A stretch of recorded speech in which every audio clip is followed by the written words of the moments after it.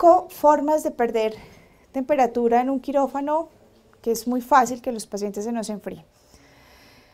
Efectos de la anestesia, entonces disminuye el umbral de la hipotermia, ya voy a hablar un poquito de lo que es esto, amplía el rango de termorregulación, hay una inhibición central de todos los mecanismos compensatorios cuando uno tiene frío o cuando uno tiene calor, va para lado y lado igual.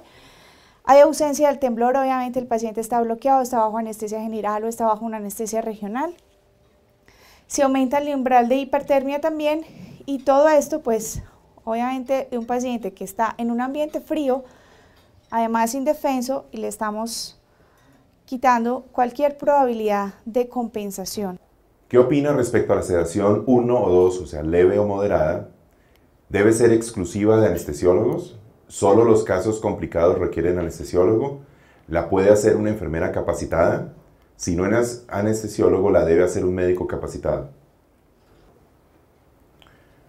Debe ser un médico capacitado y la otra, prefiero el porcentaje, por favor. Sí, y la otra es, debe ser exclusiva de anestesiólogos. Muy bien. Entonces quería comenzar con el doctor Matiz, preguntándole al doctor Matiz, ¿cómo nació la reanimación en Colombia? En la historia que voy a hablar, pues simplemente la reanimación fue iniciada, como era de esperar, por la Sociedad Colombiana de Anestesiología. Pues en mayo de 1985 se formó lo que se llamó el primer comité de reanimación, que estaba compuesto por el doctor Rafael Sarmiento, por el doctor Fernando Flores, que todavía naturalmente está vivo también, afortunadamente. El doctor Fernando Flores había hecho un entrenamiento en anestesia después de su entrenamiento completo.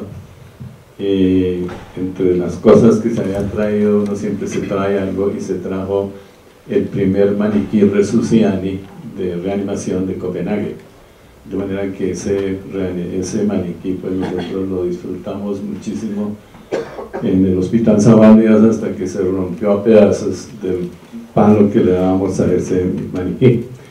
Cada vez más coge fuerza nuestro papel como anestesiólogos en ser los líderes de esa medicina perioperatoria, desde el pre, desde el intra y desde el posoperatorio.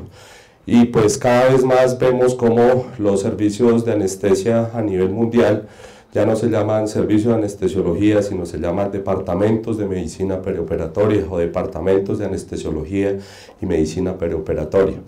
Eso desde el punto de vista de la medicina perioperatoria, nuestro papel como líderes de ese proceso. Y por otro lado, cuando nosotros hablamos de la seguridad del paciente quirúrgico, aquí también cabe todo lo que hablamos del paciente de alto riesgo. Ustedes saben que la declaración de Helsinki del 2010, que pues ahí se basó todas las normas que sacó la Sociedad Europea de Anestesiología y la Federación Mundial de Anestesiología, pues aquí hablan de dos cosas del paciente de alto riesgo, y lo uno es que tiene que haber una guía en nuestras instituciones de evaluación de los pacientes donde podamos nosotros estratificar y mirar quiénes son potencialmente de alto riesgo perioperatorio. Y lo segundo es cómo, una vez identificamos ese grupo de pacientes, cómo nosotros tratamos de hacer una optimización prequirúrgica antes de llevarlos a un procedimiento quirúrgico hasta donde sea el paciente optimizable. Entonces digamos que bajo estas dos perspectivas, este tema cada vez coge mucha más relevancia.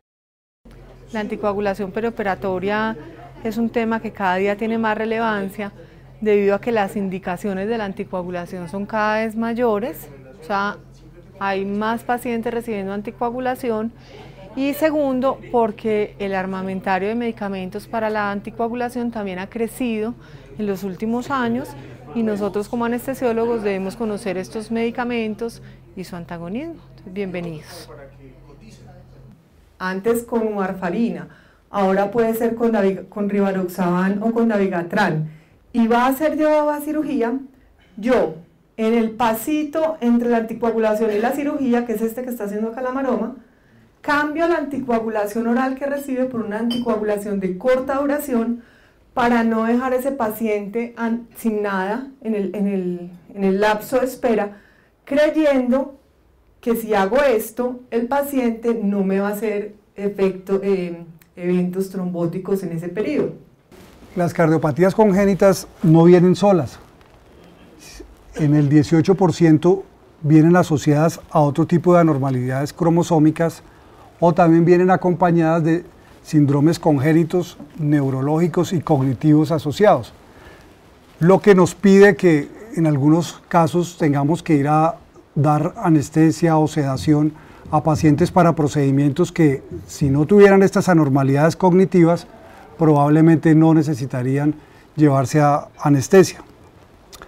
Dentro de las cardiopatías es muy frecuente que estén asociados al síndrome de Down, y los pacientes con síndrome de Down en más de un 80% traen cardiopatía congénita. Si nos ponemos a revisar lo que es a dar anestesia y manejar el paciente con síndrome de Down, nos vamos a revisar un capítulo demasiado interesante, demasiado extenso y demasiado complejo.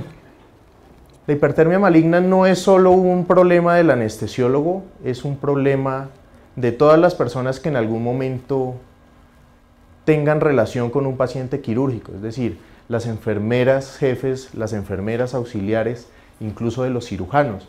Entonces es un proceso que no solo va a la parte científica, sino también tiene muchísima relación con procesos administrativos, y de hecho en esos puntos administrativos hay bastantes dificultades de las que hablaremos más adelante.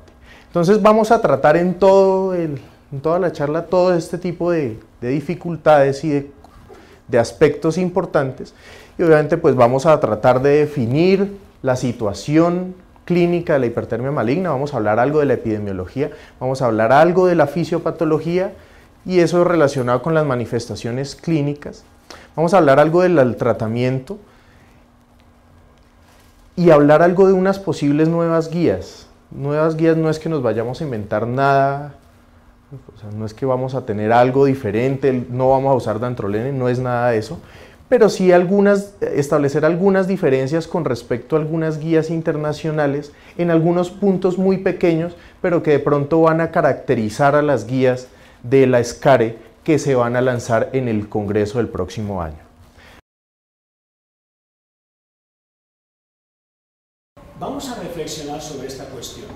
Cada vez que ustedes crean una transparencia, mírenla bien y díganme, ¿esa transparencia para quién es? ¿Para usted o para la audiencia? Y en la mayoría de los casos, ¿cuál es la respuesta?